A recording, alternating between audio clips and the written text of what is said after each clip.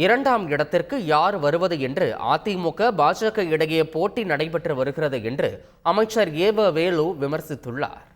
வெள்ளை அடிக்கும் போது திமுக வெள்ளை அடிச்சது உங்க வீட்டில் அடிக்கிட்டு வெள்ளை அடிக்கும் போது அப்படி அடிக்கும்.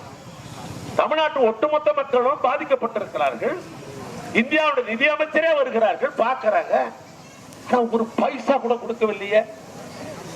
அவர் எந்த முகரை தூக்கி கொண்டு வந்து இங்க வந்து நீங்க ஓட்டு கேட்க வரீங்க? நான் கேட்கிறேன், ஜனநாயகத்துல ஓட்டு கேட்கிற உரிமை உங்களுக்கு இருந்தாலும் கூட உங்களுக்கு மனசாட்சி உறுத்த வேண்டாமா?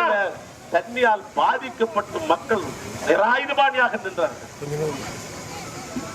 அங்கங்க முகாம் வச்சு போட்டு சோத்தாக்கி போட்டு 7 நாள் காப்பாற்றணும். எனக்கு தெரியும் என்ன கஷ்டப்பட்ட மக்களோட மக்களாக நாங்க அங்க இருந்தோம். அப்படிப்பட்ட ஒரு நிலையில் நான் கேட்கிறேன், இந்த 3வது அணி என்பது அதெல்லாம் நான் தான் சொன்னேன். என்னடா சண்டை நான் கேட்டா 2ஆம் இடத்துக்கு 6ஆம் இடத்துல 2 பேரும் போட்டி போட்டுக்கிறோம், வேற ஒண்ணும் கிடையாது.